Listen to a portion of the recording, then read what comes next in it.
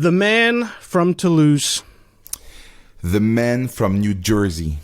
How are you, man? I'm doing good, and you? To be honest with you, today, I don't really care how you are. I want this intro to be as short as humanly possible so we can get... Sorry, I don't also care about you. Me neither.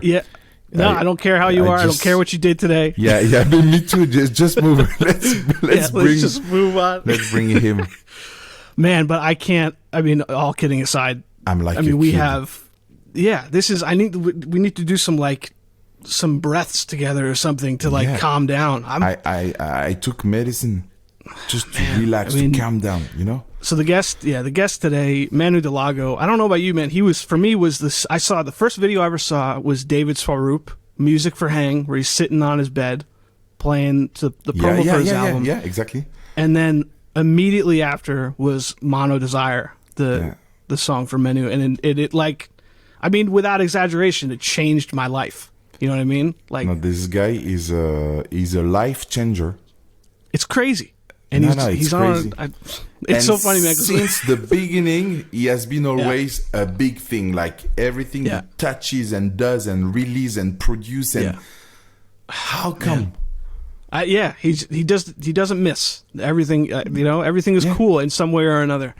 But it's kind of funny, man. Like we're doing all the the talk about his chorus, production, all that. And whenever I get a message, it's like, oh, you have a new message from Manu Delago. There's a part of me that's like, yeah, it's cool. It's cool. Just another message from Manu. We just text now. We're just on texting. It's a very good friend of me.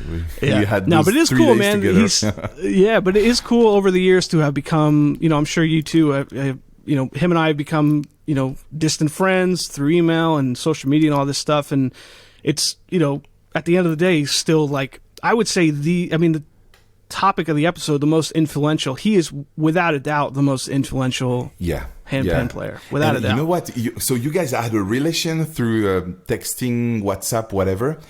For me, I didn't even think to talk or to message this guy. I commented all his videos when I was starting on YouTube and stuff. But for me it was out of this world, like another planet. So you don't even consider to contact these guys, this kind of guy.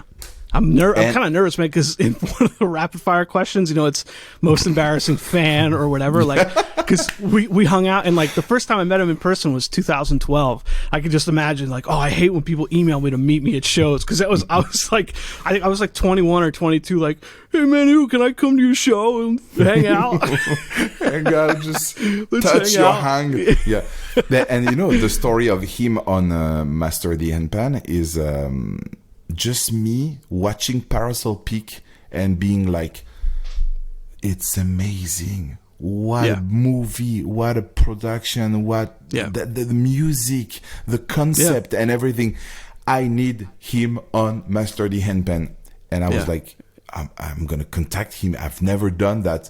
But, like a kid without any expectation, hey, would you be willing to maybe, if if you have time, just and when you see an answer from him, I was like, nah, bro, I'm a kid. He couldn't be a cooler guy, couldn't be a nicer guy. So without further ado, let's bring him on. Manu Delago on the Handpan Show. Boom.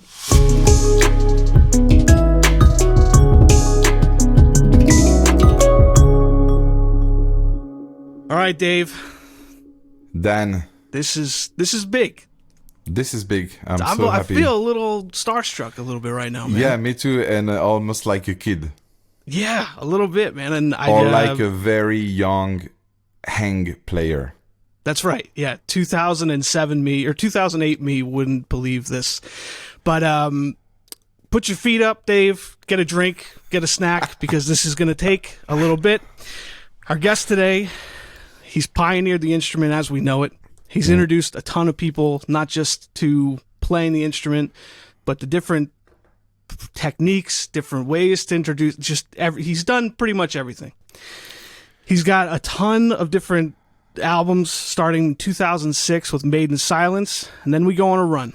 Then we go Living Room, Made in Silence 2, Coloring Book, Manuscripts, Bigger Than Home, Silver Cobalt, Metro Monk, Parasol Peak, Circadian Live, and his latest one, Enviorn Me, which he is touring right now. And this is where things, Dave, get a little. This gets a little crazy right now. He's collaborated with some huge artists, starting with Anushka Shankar, who everyone knows, Shpongle.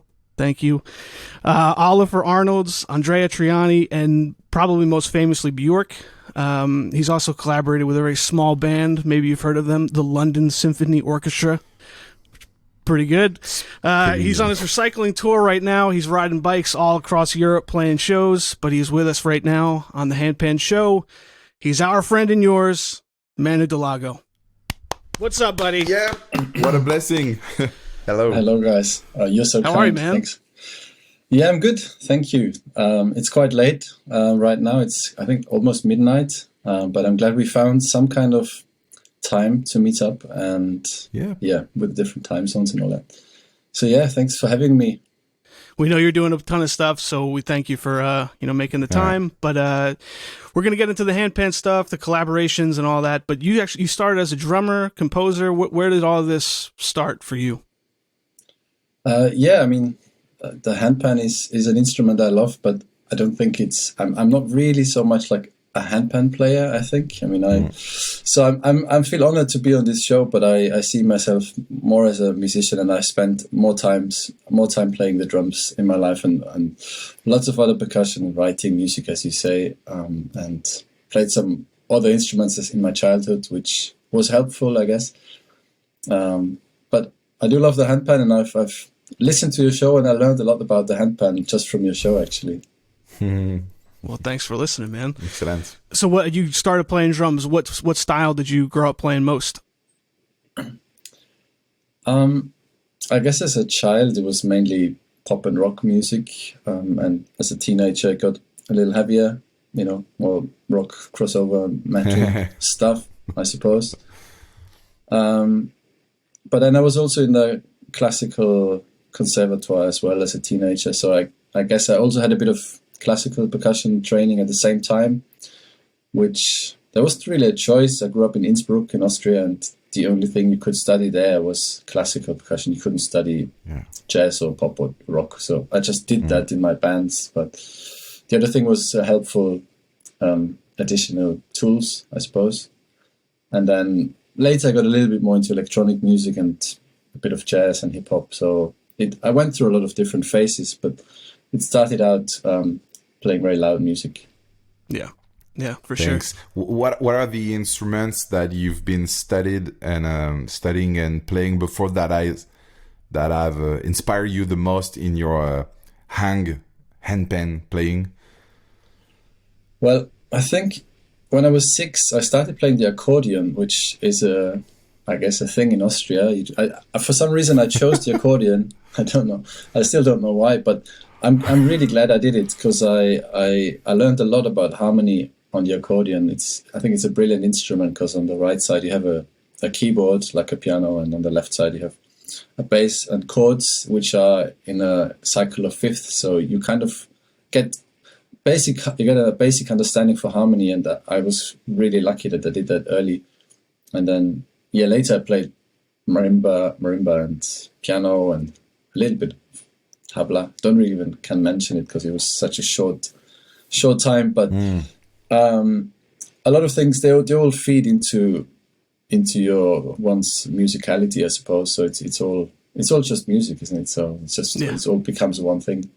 Yeah. You said, I mean, I just finished editing your course, which is, by the way, it was really amazing, and I think everybody is going to love it. But you mentioned something that was kind of funny, where you were like, handpan is not a violin where you take, 2 years just to get a basic sound out of it. And, it's kind of, user friendly for everybody. So like, now that you've been playing since, when did you, 2004, 3, 4, somewhere in there you started? I think. Yeah. 3, so like, probably. now that it's been actually 20 years, like what do you tell, people who are just coming to the instrument now, after all your time? Well, it's a very different time in all ways. I mean, now it's way easier to get an instrument, but also to learn from others. And I think, there's so many great players now that also teach and do workshops and tutorials, and so it's a very different game now, because when I started there was no YouTube and no videos online, so I just had to figure it out myself in a very isolated way, I guess.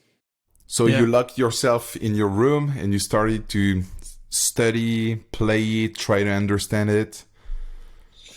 Yeah, I guess so. I mean, it wasn't, oh, now I play hang and now this is my thing now. So in my rock band, I brought it and they were all like, what's this? And then we had one song where it was like an acoustic song in the middle of the set, which was obviously sounded terrible with no one knew how to mic it and all that. But people I got quite positive reactions. So I started using it more and more. And after about 4 years, I started my own band in my duo living room after 4 years.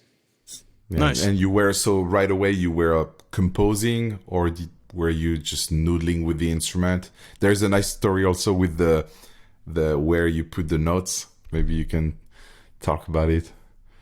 Yeah, I mean, I have no idea, obviously, how you hold it. I didn't know if I should stand up or sit down or lie down or put it on a stand. No one told me. I just got it in a box and I had never seen anyone play it. So I just, there was this Panhard logo on it and I thought, okay, I should probably be able to read this. So I ended up with the high notes at my body and the low notes on the other side. And that's how I always played it till today. And yeah, much later I found out that most players play it the other way with the low notes at their body. But I don't think it matters too much. Yeah. You were the, I would say, I mean, definitely the first person, at least that I saw, do that, the more percussive playing with the bump and the slap style of stuff. Is that, what made you like, all right, there's a super delicate instrument, let me just punch Maybe it. there was a mosquito, or something. Yeah, what was the process to develop some of these more technical percussive techniques? That's a really good question. I have no idea, to be honest. I think at first I was probably just playing melodic stuff, as you would the most obvious thing. But I think maybe in my duo, when it was only a bass clarinet and hang in the beginning, we kind of were lacking some sounds. So maybe that was the time where I started adding some of it, but I don't really remember it very, very much. And obviously I also didn't know about tuning and detuning. So I was just kind of feeling it out, but I think I never really detuned it myself. I detuned it with accidents, but not by playing, I think. Yeah. It's just funny, like, when you develop time, like with those techniques, it's this, everything is so in tune, and then we spend time on like the interstitials and the parts that purposely have no like tune to it. So it's just, to think that you were the first one to do that, it was like, man, that's pretty innovative, especially at the time. But, so we get a little bit of the backstory. We start, getting into these techniques, and, you're like the guy when it comes to high level collaborations with this instrument. When did all that start? The Anushka Shankars, the Shpongle, like when did you have that moment of like, other people could use this in very cool ways, and this is how? I think of the ones you mentioned and the ones that are on a more international level. Shpongle was probably the first one. I did already as a teenager, when I was living in Austria, I played with like regional big acts as a drummer and stuff. But so I think I played for way more people then, because I played pop music and, there were like thousands of people in the audience. But then when I did more hang stuff later, then the audiences got smaller and smaller, and I did like little acoustic sets and stuff. But I think Shpongle was the first one, and I actually don't know how they did get in touch. And to be honest, I didn't even know Shpongle when they got in touch. And I just moved to London when they got in touch, and they said, they got a gig at the Roundhouse in about 6 months' time. It's already sold out if I wanted to play a song. And I knew the Roundhouse. I saw James Brown there just before he died, actually. And so I thought, okay, Roundhouse is sold out. That's quite a big place. So someone must know these guys. And so I looked them up and quite liked it. And so we met up and wrote one track to start with and played it. And finally, Anushka was at that gig, so she saw me with Shpongle, and then she got in touch quite soon after that, and we met up. And so with her, I've been working a lot. With Shpongle, only like a few shows and 2 albums, but with Anushka, I did a lot. And yeah, and kind of one thing feeds into the next, and I think the Björk thing came through YouTube, but then through the Björk thing also opened a lot of doors. Yeah. So. But it wasn't like you. But did you seek out any of these artists, or did they kind of see your YouTube videos and want to do something with you? They all came to me. Funnily, before Björk got in touch, she would have been my dream collaborator for, like, when Pip and I did the bass clarinet and like the living room duo. We were thinking about guests, and we thought, okay, Björk would be incredible, but obviously there was no way of getting her on the album. But it only took a few months, weirdly, and then she got in touch. So it was pretty good. That's awesome. Yeah, and you're super well known for this collab with Bjork, which is incredible. And can you tell us a little bit more, maybe, about this collab, how it all started? Yeah, she got in touch, or her assistant got in touch if I was interested in working with her. I was still a student then. I was in London studying composition, and so we set up a Skype call, and that was the first time I met her. And then she sent me a demo of a track with just like MIDI gamelan, and I had to arrange it for Hang, and I sent her like my version of it, and then she invited me to Iceland, which was, I think, 2010. And yeah, then we recorded this one song, which was pretty amazing experience. And soon after, she asked me to go on tour with her, and then the rest is kind of history. It's like 12 years of touring and more than 100 shows now. Wow. You must have been so happy, as it was like your dream collab, right? Yeah, totally. It was nice. And it still is, I mean, it's kind of normal, but still not. I sometimes have to remind myself when I'm on stage and playing, and it's like, hey, wow, you're on stage with... I was curious if we were going to see you on, because she just did that big Coachella festival. And I saw that she did it with like a big symphony, and I was like, because I saw her name on the marquee, I was thinking like, man, imagine Manu is there. It's like, it's a trillion people at this event. That would have been a pretty big one. Yeah. Yeah. But so I mean, the Bjork thing it's amazing. But for me, the one that kind of really blew me away was hearing you and the style blending of when you worked with Anushka Shankar, which is, I mean, that Land of Gold album. More specifically, I saw you live do that Secret Heart, like the solo in the middle of that song, and I was like, there was a moment in the audience where I was just like, man, if anybody has doubts that this guy is, the best, just watch this solo. But what is what was it like working with her? Was it very precise? We hear all these stories, like the classical Indian, music is such like a, practice structure, everything is very precise. What was your experience working with her? I mean, there was a long process. So it started with the first album we did. Or the first time I met her, I actually played support for her. I played a handpan solo gig, acoustic class, really basic for her band. So then she liked it, and she invited me to the studio, and then I recorded 3 or 4 tracks for her album Traces of You, which was before, I think in 2013 or so. And then, but I was just like a session musician. I wasn't really creatively involved. I mean, I do my own handpan parts, yes, but no, I wasn't writing or anything. Actually, I'm lying. I was co-writing 1 track. And then I was touring with her, but it was like a 6-piece band, and I was like a new member. But it grew, and we became friends and traveled around the world. And so for Land of Gold, it was a very different game, because then I think she had more trust in me, and we knew each other well. And so she asked me to write the album with her.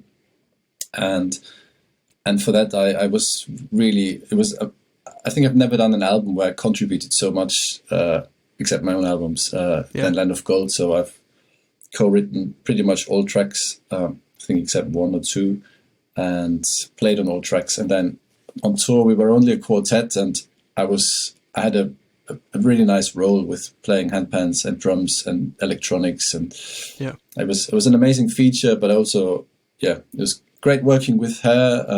I think because we knew each other well, we kind of knew better what to expect from the other, and because I don't really know much about Indian classical music. I played with Indian musicians a lot and tried to listen, but it's not. I'm not really thinking of it in a mathematical way so much. I'm more trying to feel it, which is not the correct way to do it. But I think if she wants someone to play like Indian classical tabla or mridangam or something, then she wouldn't ask me. I think she wants that hybrid crossover. And Anushka is a very, very open-minded musician. She's not like a strict Indian classical musician. So she grew up in California, but also in London and India, and she has a lot of influences. And so I think we complemented each other well, I think. Yeah. I mean, be honest, man. I mean, it's Ravi Shankar's daughter. Like, were you a little starstruck when you got that call of like, all right, yeah, I could do this? Like, sure. Or were you pretty stressed about it? Well, the writing thing was a new thing for me. Playing, I'm not really nervous about playing because I know what I can do, and if people ask me, then they know what they can expect usually, and if they don't like it, then they don't like it, and if they like it, so I just do what I do. It doesn't matter if it's someone famous or not famous. I just try to be me. But the writing thing was new. That there was definitely a different situation than anything else, where we basically had a week in the diary. Okay, we're going to write an album, and I was really stressed that I would go there and have no ideas. What are we going to do? Are we starting? So what I did is I prepared 10 demos for this, because I was just stressed that I don't have any ideas when I'm there. So I prepared 10 demos, and we met up and asked her, so what are we going to do for your album? And I said, do you have any ideas? And she said, well, no, we're going to start now. So then I played her 10 demos, and 8 of those demos are now on the album Land of Gold. So it was really, it was helpful to be prepared for it, because I can't really have ideas on demand. That's not how I work. I need to just collect them over years and years. So, yeah. Nice. Yeah, I do have a question about Ellie Goulding, but I want to step back a little bit on Bjork, because I'm always amazed that when I see some pictures about the different shows, you're wearing costumes and you have weird drums, and you're doing also some water percussion with calabash or whatever. Is it coming from you? Are these suggestions of yours, or how does that happen? Is she coming to you, hey, today this is your costume, or like today, here's what we're going to dunk in water? Yeah. Well, there's two different things. The instruments come from me, but not the outfits. So the outfits, there's like a stylists and set designers for the stage. So it's all pretty styled through, and I can always like say yes or no if what my opinion is, but I'm quite open to that. They bring me amazing outfits, and they have an amazing makeup artist, and so I just let them do it and enjoy it. It's a bit like in an opera in a way, it's all very very visual. The whole show is very visual, but the instruments I bring to the table. It started with handpan 12 years ago, but in the last 2 tours I haven't actually been playing handpans at all, and so I wanted to suggest other things, so that's why I'm playing some other instruments like the calabashes in water, or the dol, the Indian drum, or the allophone, which is a tuned bells. So I'm playing like 5 or 6 different instruments, but at the moment no handpan. It might come back, I don't know. But I played. It's how it started. But I'm not, I love music and art, and it's not so much about the handpan for me being there. Nice, and man. how is it to tour with her? Like, is it like you get to spend time with the whole team and with the musicians, or is it really like professional and tight and? No, it's amazing because it's a one of a kind tour, I have to say, because Björk is very careful with her voice. So when she does a show, she does not do shows for the next 2 days. So we only do 2 shows a week, which almost makes it a holiday, just a tour for us. Yeah, in between, yeah. So no, I don't know any other bands or project where this is the schedule, but I think she's very aware that her voice needs rest time, and she has had problems in the past with her voice, so she's very careful with that. And for us, it's great. So I sometimes, either bring my family or do other things in between. So it's amazing. And, nice places, nice gigs, nice countries, and you got to visit quite a lot of country, right? Did you ever count them? Yeah, I think concerts wise, I'm at like 52 or something. But yeah, and countries? Continents. No, that's 6 continents, 52 countries, I think.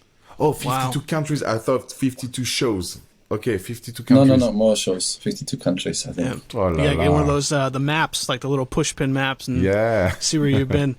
Yeah, I got that, but it's very rare now that I can add a country. It hardly ever happens now. It's like once in 5 years now that I add a country. Yeah.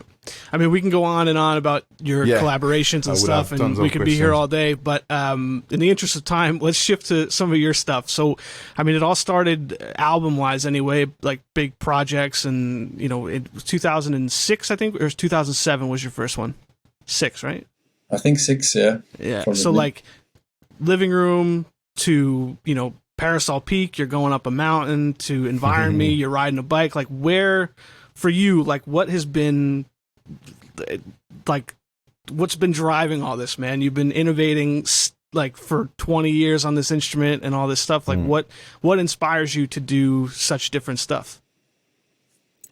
Well, I don't really want to repeat myself so much. So that's why whenever I release something or write something, I'd like to do something I haven't done before. And so that's maybe why it gets a bit more extreme every time, because I did, I don't know, but I did all these like handpan solo and duo and trio, like these acoustic things. I did that like 15, 20 years ago, and it's a thing that works really well on the instrument, but it's not something that interests me creatively so much, because I think it's, I wouldn't know what to do, what I haven't done, and also there's like just so many people doing it that I try to do something else in a way. Yeah. But I think it's interesting too, listening to all your stuff. I mean, it's in all these different mediums, right? It's on a mountain or in a room, and there's either 50 people or 2 people, but you can always tell that it's you playing. Like, it's very stylistically, it's you playing. There's how much of signature. That? Exactly. Yeah. Like, how much of that do you? It's obviously not you're working on it, but like, do you try to incorporate some elements in every project that kind of identify them, or are you just kind of totally new every single time?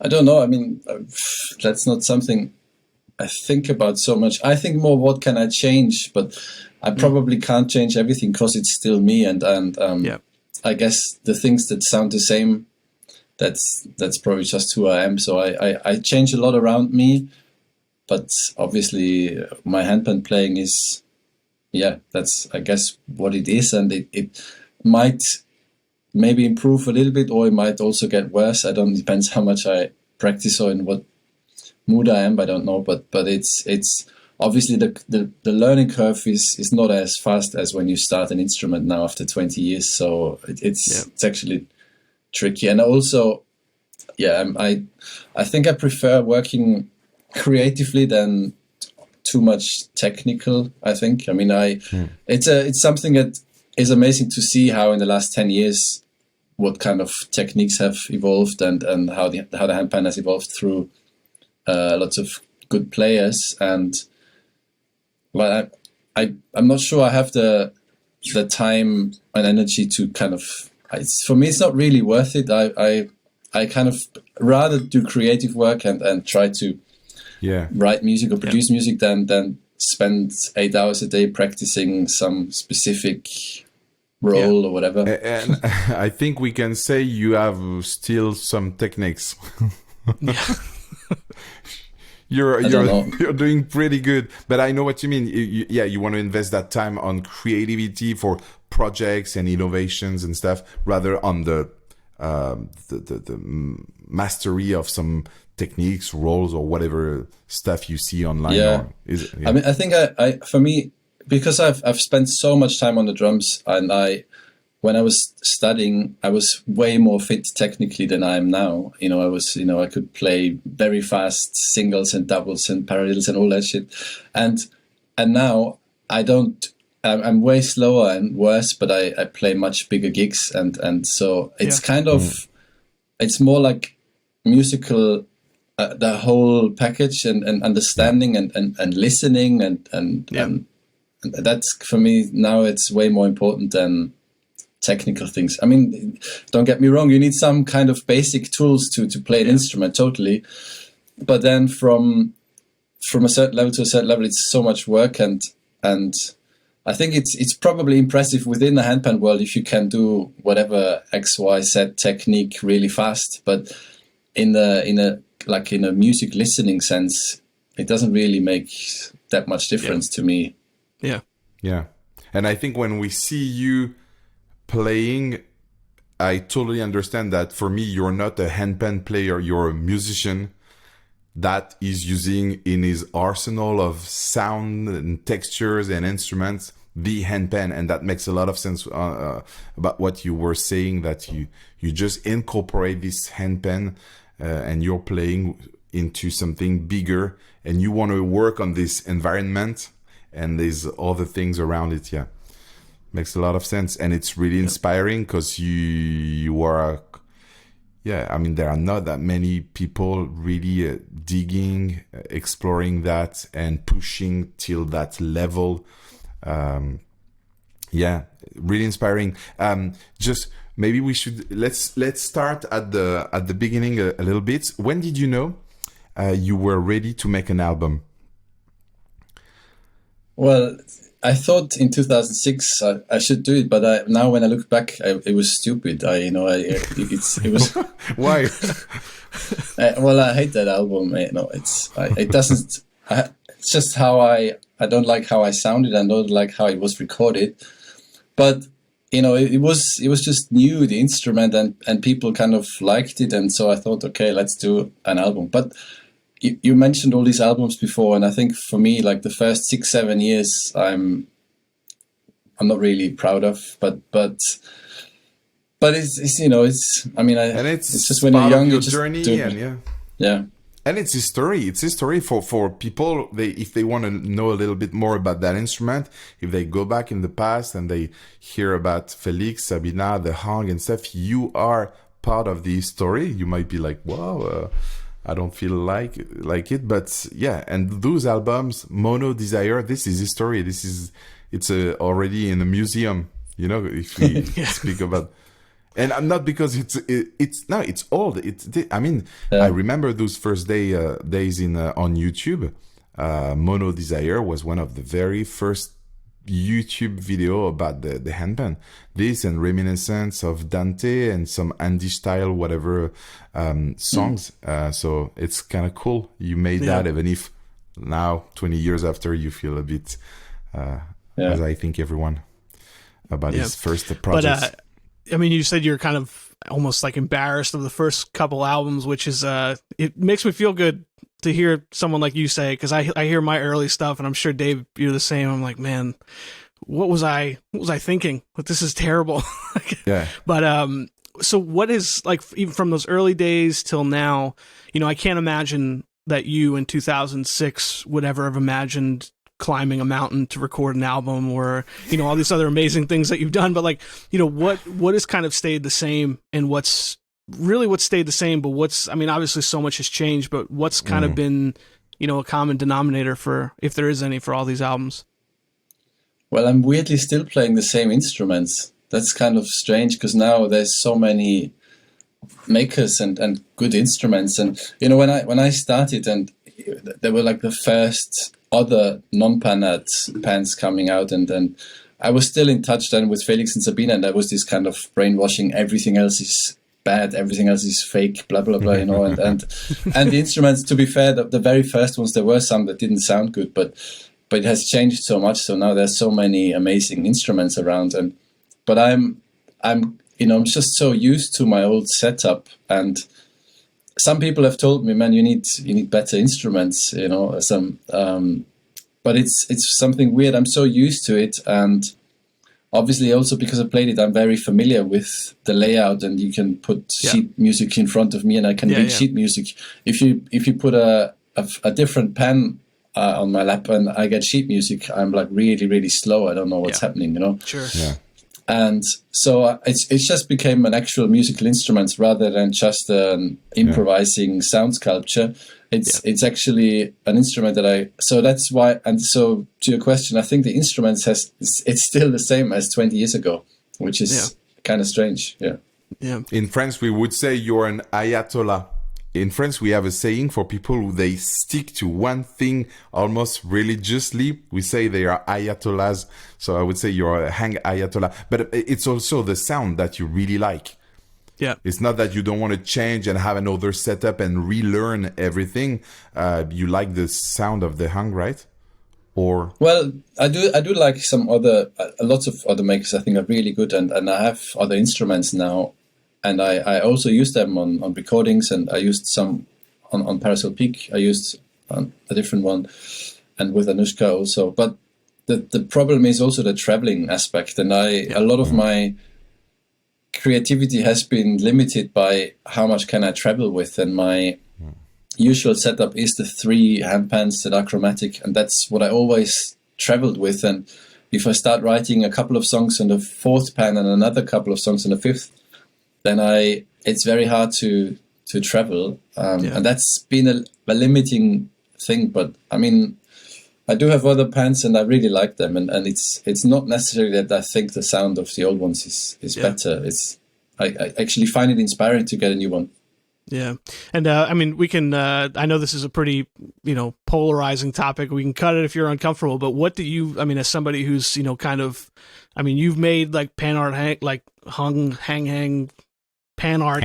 You've made, like you've famously played those on all these different things. Like, what do you make of the current, the lawsuit stuff and, all the drama to kind of eliminate the other builders? Like, what do you think of this, if anything at all?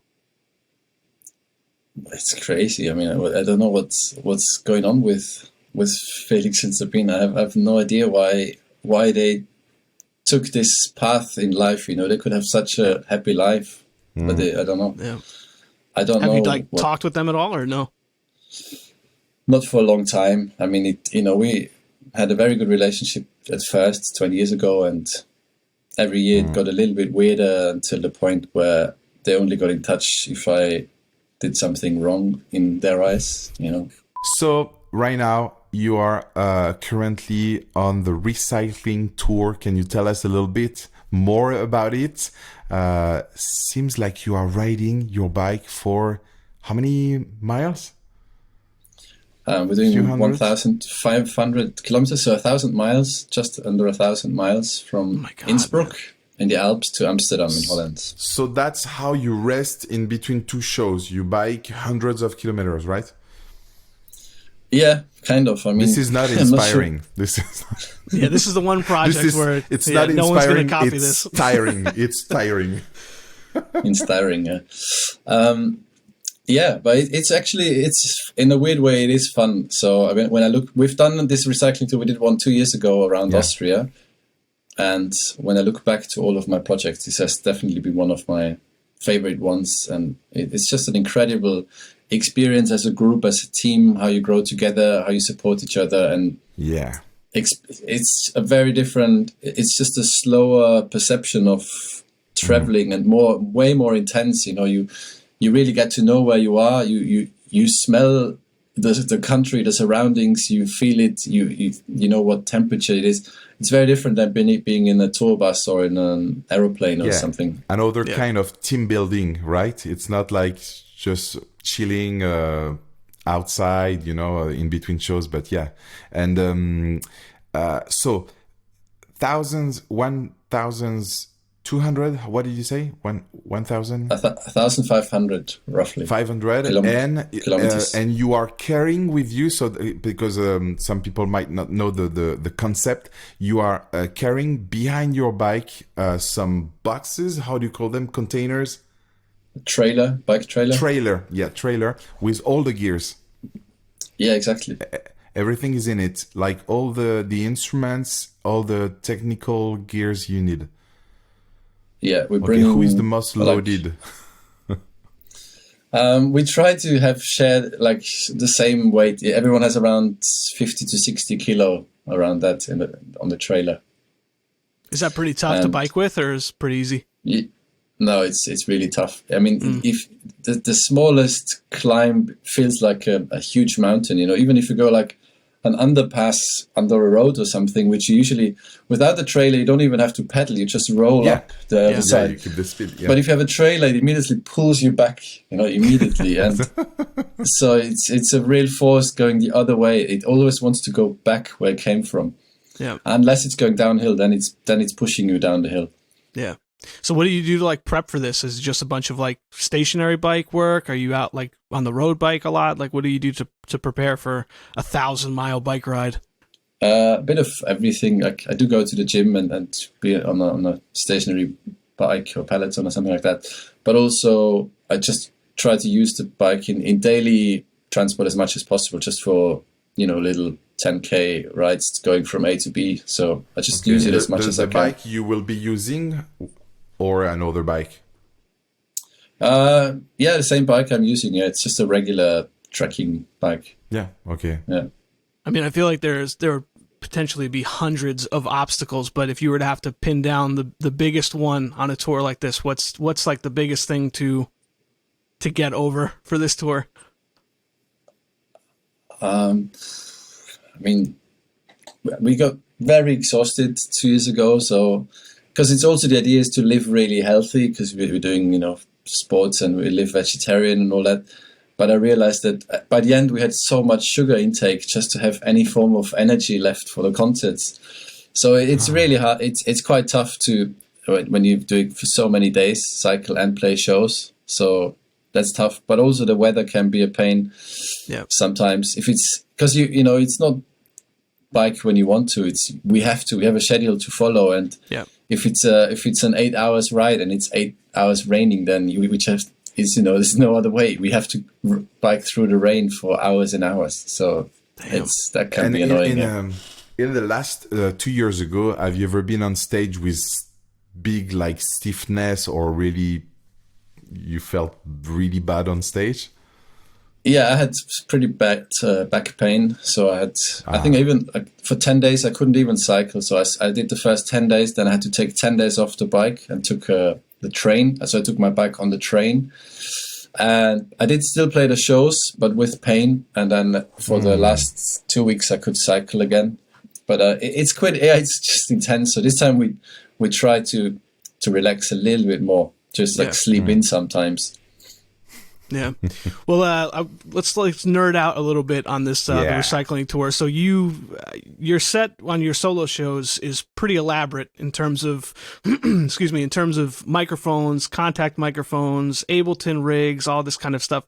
What's your regular rig, and then what do you take with you on a bike trailer? Like, how do you simplify all of this stuff?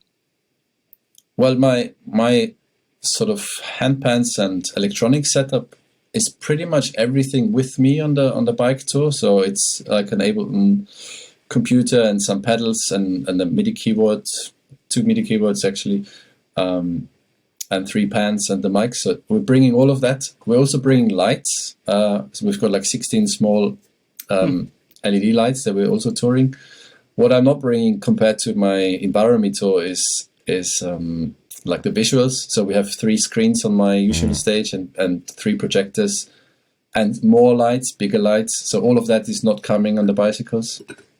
But we do have, on the recycling tour, we are a trio. So Isa Coates is bringing a violin.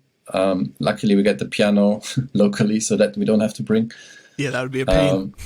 And the trombone we're also bringing. So yeah, the violin and trombone, they get their own trailer because they're long instruments.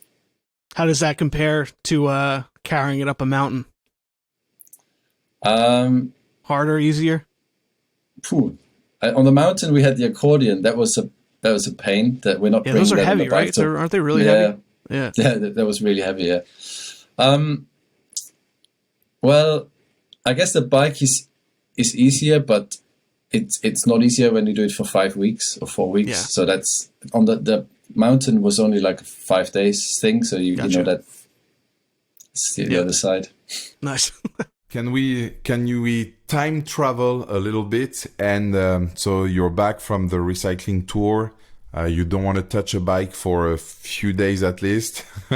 What's the next project you want to get started on, or what would be the plan? Are you this kind of guy you take some time off, like you need a month or two, or how does that work?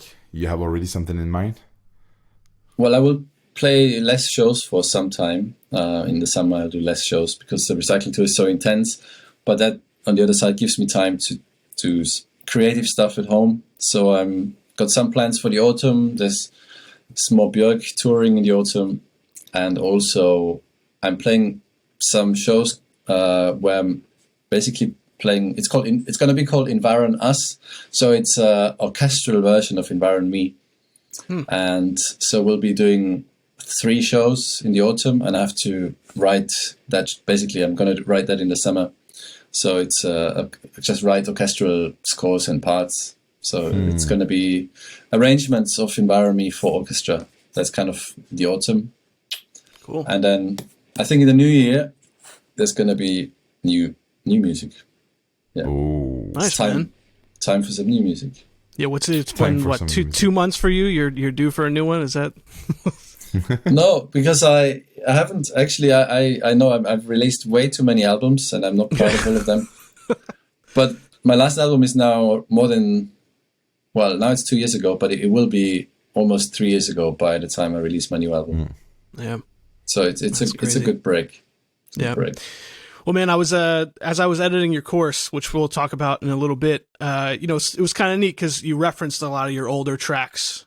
Speaking of albums and different projects, and it was just really cool to see a bunch of the different stuff. What do you think in your playing has changed the most, and what do you think has kind of stayed the same through the whole time?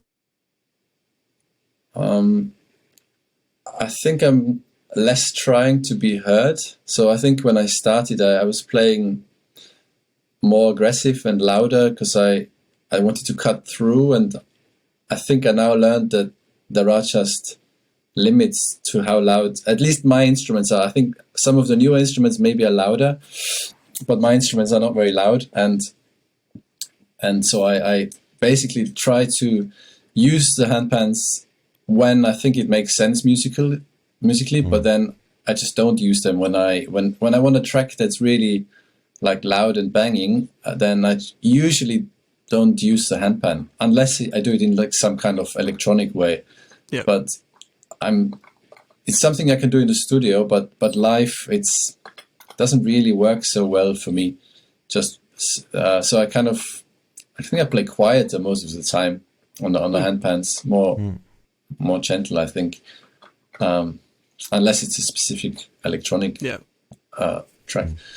That would probably change, and I don't know. I mean, I think I'm just more familiar with my chromatic setup. When you start, some things are more intuitive. You just look for geographically, you let your hands fly and find something nice. Yeah. And now I kind of know everything inside out, where is what and what chords and what combinations. So 20 years on the same setup. Yeah. That's why I find it very inspiring to sometimes play different pans, and it's really refreshing. I find it to play other pans just to get a bit more intuitive and spontaneous again. Yeah, kind of on that same thing, man. Like, do you have like I mean, obviously you said you're not, so concerned with the technical, advancement and all that stuff. Do you have like a daily practice? Are you doing an hour or 2 or 3 a day, or just kind of whenever the inspiration strikes is when you play and that's it?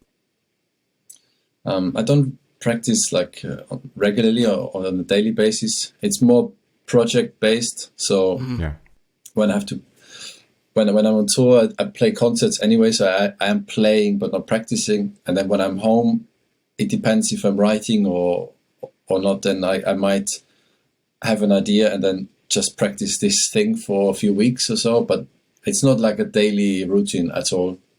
Yeah, singles, doubles, triplets, none of that cool. anymore. Yeah, not really, you know. I mean, but sometimes it's cool if you want to write something but you write something you can't play yet. So that was, for example, the Circadian, that track which I explained in the courses. I wrote it, but I couldn't play it. So I really had to practice this for a long time that I could actually play it. And I think it's a good approach, because if you can easily play it, then it's often, well, maybe it's fine for a few tracks, but if you can always easily play it, maybe it's not as interesting at some point. Yeah. Yeah, or if you are too early satisfied of something. I mean, unless it's a great idea and you have some little notes here and there that you'd really like. Yeah. Are there any instruments? You mentioned other instruments. Have you ever played an instrument that you really enjoyed? You know, some mutant instruments or low range instruments? What are your thoughts about all these other instruments? You said they sounded good sometimes. Yeah, I mean, I started with some instruments from Esan, some echo-sound sculpture. That's actually the one that Dan mentioned earlier that I'm playing in Secret Heart, which I really like. Yep. I played that with Anushka a lot. But then I also have a Yishama, which I used on the Enviorn Me album, which I also really like. And now I have a new one, a very low one from Dean Richardson in England, Zephyr, which I really like. Zephyr. So, What is that one? It's a very low one, so that's I've only got that like last year. So, but I find it very cool. Yeah. Way more, sustain and low. So I think that's gonna be on my new album for sure. Nice. Cool. Yeah. And yeah, that great. It's amazing how everything evolved, how many great makers there are, and tuners and players. So it's great. And I listened to all your podcast shows to catch up a bit, because I'm not so much in the loop at all times what's going on. But yeah, it's great how much is evolving. Yeah, like it how, is. how tuned in do you think you are with all that stuff? Like, do you follow, like, oh man, there's like Let's do a quiz for Manu. Yeah. Like, oh, here's a 40-note instrument. Like, does that excite you, or are you like, damn, like, there's an E2 instrument now? Like, where's your excitement for newer instruments? No, I don't really know much about all these things, to be honest. And if you do a quiz, it's going to be really embarrassing for me.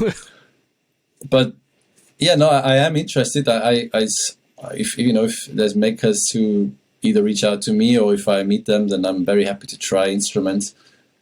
And it's just I try to be not too greedy and unrealistic about what I can actually use. So it doesn't make sense for me to just buy and get instruments that I have no space for using them, and I have quite a few. So, but yeah, no, it's great to follow, and sometimes I get one, and if it inspires me.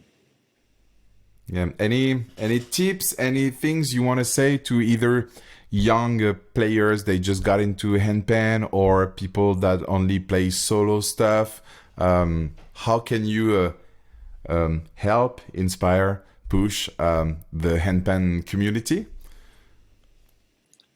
Well, I mean, you can learn a lot inside the handpan community, since there are now a lot of good players and courses and videos and all that. But I think it's also good to not only be too much, or like not exclusively in that bubble, and also sort of keep an eye out on other music and other instruments, and play with others and learn from others and get inspired by other instruments and musicians. I think at least that's my approach. But weirdly, when I started, the handpan or hang world was so small that there wasn't really going to be like you couldn't like have a following in that. And now I realize, some handpan players have so many followers from the handpan world, which is amazing to have that. It's just not something I pursued, or it wasn't my path. But it has definitely grown, and like a whole scene in itself now. Yeah. What is the one last question? Maybe what is the best podcast about handpan? Well, I only know one, to be honest. So it's the best one. There we go. It's definitely the best one. No, and I listened to the first three, and I was really impressed that all the guests were really amazing and interesting to listen to, and you two are also doing a great job. So thanks for doing this. This is thanks, man. honestly, it was a great listen and fun, and an honor to be part of. Will you listen to us on your bike? Yeah, What but do you you have to do? Oh, speed by up. the way, what do you do on the bike? Yeah. Well, yes, a lot of phone calls. I try to, because I'm sitting so much, I try to reduce my laptop time. So I try not to, because it would be very obvious when I arrive to be by my laptop and do office work, but that would be the worst for my body. So I try, when I'm on a recycling tour, try to do all my office time on the phone while I'm biking. So I got my headphones in and do like interviews and press and speak to tour management and my family and all that. So I'm a lot on the phone, actually. So that minimizes my time that I have to sit down, because when I arrive at the venue, then I want either to just lie down or play, but not do my office then, if possible. The Handpan Show is brought to you by Master the Handpan, the world's largest online handpan educational platform.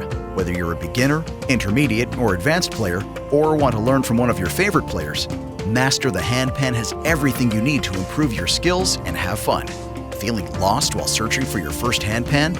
Master the Handpan has you covered with our one-stop marketplace, connecting you with reputable makers to find your perfect instrument.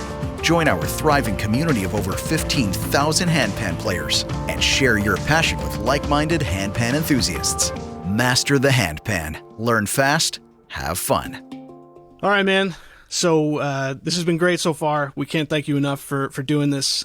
We do this little rapid fire game, questions not really related to handpan playing. So if it's cool with you, we'll ask you some stuff. Well, if it's still the same as you did in the first three podcasts, then it doesn't feel like rapid fire anymore to me. Right. Yeah, it's true. You're seasoned. You're a seasoned listener now. Yeah. But all right, man. What was the first album you've ever owned? Owned was it was 3 albums. 2 of them were Michael Jackson albums, Dangerous and Bad, and then one was of my dad's band, the Combo Delago. Those were the first 3. I don't know which was first. I always had 3 first CDs. Those were the ones. Nice. The story I have for you, the Michael Jackson albums, I sold when I was about 14. I just needed money to buy like rock and metal albums, so I sold the Michael Jackson albums. But about 5 years later, I went to the shop again and bought the same albums again from the shop because I missed them, and it's timeless music for me. That were my first albums, and I still love them. But there was a time when I sold them, so I had to re-buy them. Bought them for more money. For more money, yeah, new. Yeah. What is today your dream collaboration? Well, I feel very fortunate with the collaborators I'm working with. So I kind of stopped dreaming in that sense. But I guess I thought about this, and if I could travel in time, it would be Igor Stravinsky. If I could travel back like 100 years. If I can't travel back in time, then it would maybe be some sports collaboration. I would love to do something with Roger Federer or something like this, some kind of non-music. Sorry, we cannot tag him. We cannot tag him on his social media. He's not a fan of the podcast yet. Yeah, no, he's not our best fan. Yeah, but who is the one artist that you love that people would be shocked to know? Like your guilty pleasure, someone pleasure, yeah. Yeah. Spice Girls, stuff like this. I like a lot of like power ballads, like 80s and 90s ballads from female singers. Man. So, for example, when I love when Celine Dion sings the Titanic song, that's, for example, I love that, and I'm kind of proud of that. But I'm very. I listen to a lot of pop music that people, wouldn't think. And I have a lot of guilty pleasures. I think there's some great Backstreet Boys songs and all that, you can have all that with me. Yeah. But Exactly. I mean, so like, are you when you say power ballads, are we talking like Total Eclipse of the Heart, like Great. Meatloaf stuff? Oh my God, dude. Anything. Anything with a loud and reverby snare drum on halftime. Yeah. Yeah.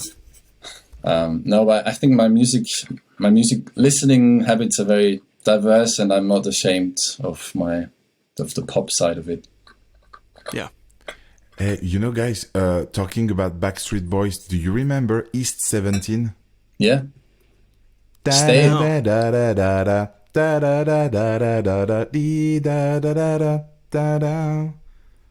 think so. And Stay Another Day is another great song. Yes, exactly. But I remember Backstreet Boys, man. I had that. What was the album? They did like a VHS release where they were in like this haunted mansion, and it was like an hour long. They did like music videos to all the songs, and I forget what but I had like a VHS Backstreet Boys tape. I used to love the Backstreet Boys, man. There you go. Oh, now we're all guilty, guys. That's it, man. It's alright. It's 17, yeah. Stay Another Day, Let It Rain. Yeah. I'm just on YouTube right now, just remembering stuff. Wow, the outfits are quite crazy, by the way. Yeah, the outfits were questioned. The music was different. Okay. What is the story of your first kiss date? I was very shy. So I think I needed until I was 14. I think I wanted to do it when I was 11, but it was 3 years long. I wasn't brave enough. So when I was 14, it was very late at night. It was dark in a tent, and then it happened. But I couldn't even see her. Yeah. But yeah, I mean, 14 is like I think that's regular. We had Alex Laura on. He's from like Brazil. He was like, yeah, I was 7 years old, just making out with girls everywhere, man. Brazil. That's it. What is your most embarrassing moment on stage? I did think about this, but I don't know if I don't remember any. I mean, there were moments where I didn't want to be on stage. I felt ashamed of the situation on stage, but it wasn't really that I was embarrassed. I think I'm not quite sure. Or the most embarrassing listener or fan or whatever, no? You don't have any anecdote like about this? A nightmare audience member? Fan. Yeah. Nightmare fan. I don't know. It's more that I'm excited if someone is in the audience. I don't think no. I mean, nightmare fans. Okay. No, I'm happy if people are in the audience, but I definitely have good. Yeah. Exciting audience. Manu Delago makes no mistakes, and all of his audience members are perfect. We get it. We get it. No, there's a lot of mistakes, but I try to hide them. Yeah. What is your favorite food? Easy question. I love sugar, so like a lot of sweet things. Very sweet tooth. There's an Austrian dish called Weinnudeln, which is not even. It's kind of just fried sweet stuff in a sugary sauce. So, but then I try not to eat too much sugar if possible. So it's tricky. It's brain against belly fight. Yeah. We know that fight, right, Dan? I think me and Dave, time to. Yeah, there's we could see who the winner is between me and on our side of the show. We could see who wins that one. Honestly, Dan, I have a project for us: recycling tour, just for you and me. 10 kilometers around that block. You know where you live. No, what's the? If we did a parallel handpan duo tour on a bike, it would last about, I would say, 6 a months. day. Oh, a day. Or 6 months to do the 1,000 Yeah, kilometers. Yeah. Oh.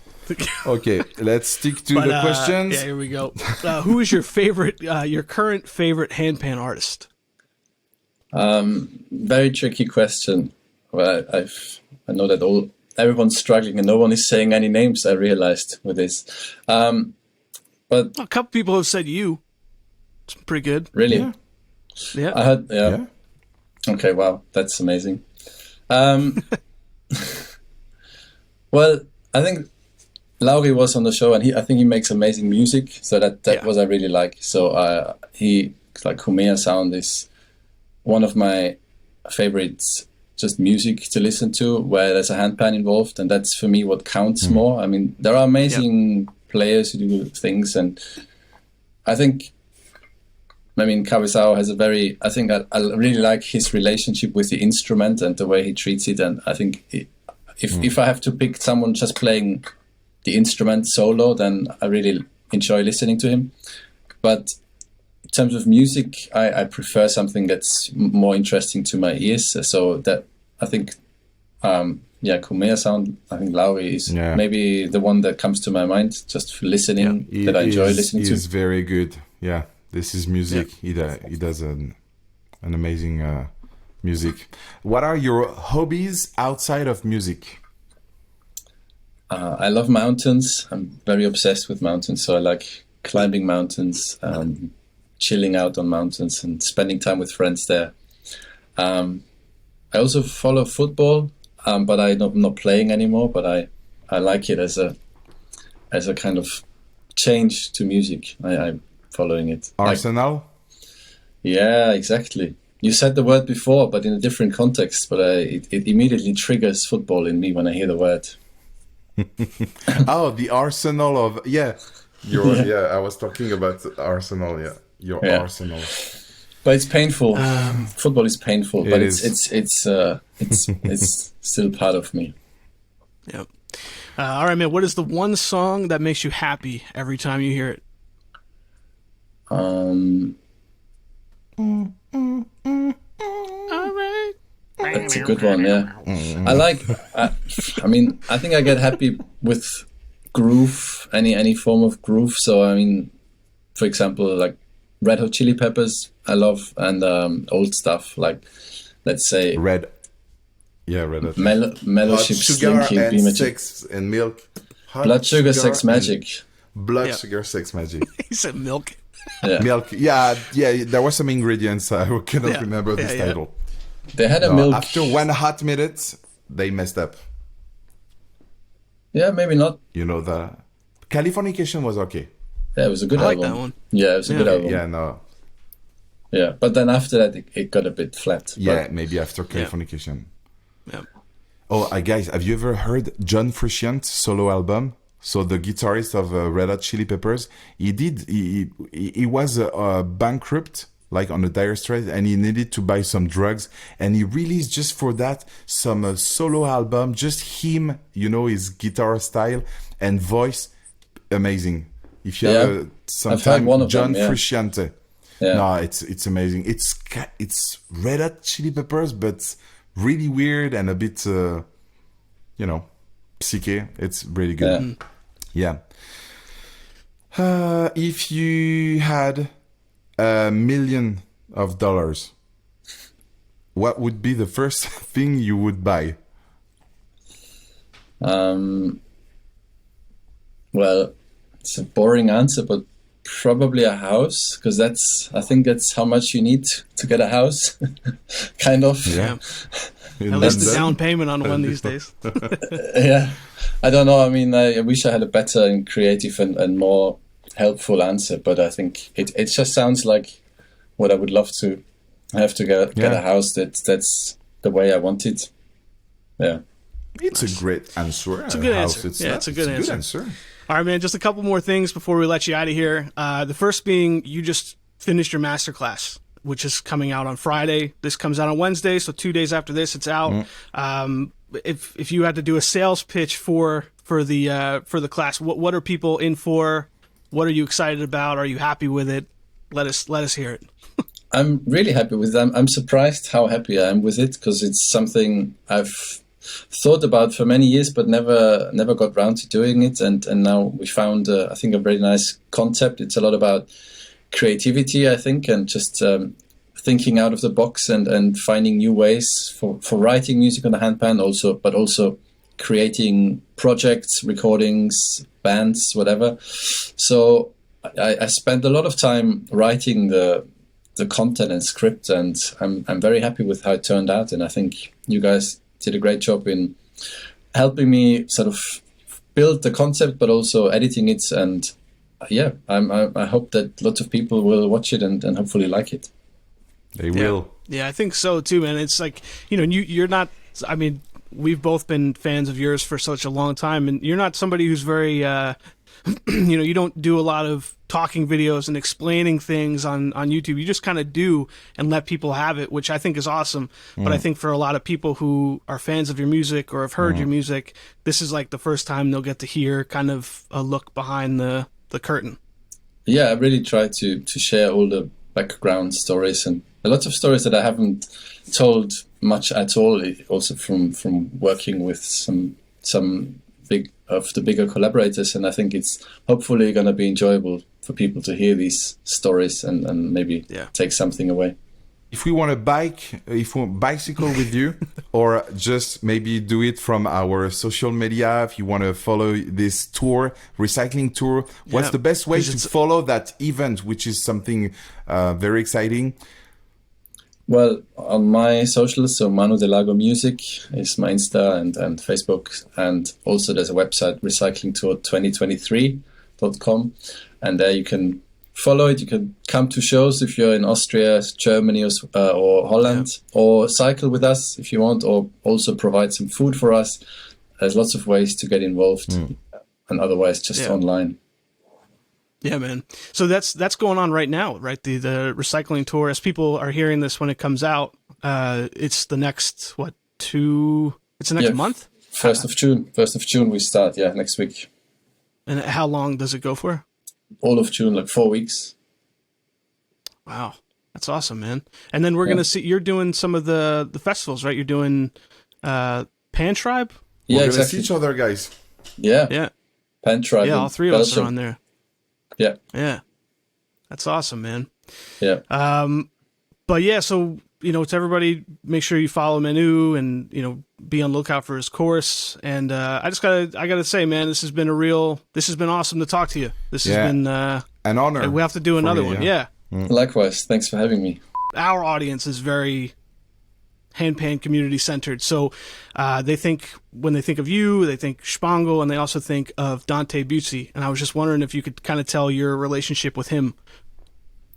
Yeah, we met a few times in Philadelphia, and as you mentioned earlier, he was one of the few people who had videos online in the early YouTube days, and it was a great player and such a tragic loss, unfortunately. And I was it was great to have him, just to see there's other people doing stuff, and in a way also a motivation to keep reinventing myself, because I see, okay, I'm not the only one, and there were others, and obviously now it's a different time, but that was 2007 or 6 where it was like this. Yeah, quite some time, man. But thanks for sharing all your answers, all your insight with us. And one more time, just tell people where they could follow you. Manu Delago Music on Instagram, Facebook, or recyclingtour2023.com. Perfect. We'll insert all the links. That's it. Manu Delago. Manu Delago. Thank you, man. Thank you so much. Yeah, pleasure. Thank you.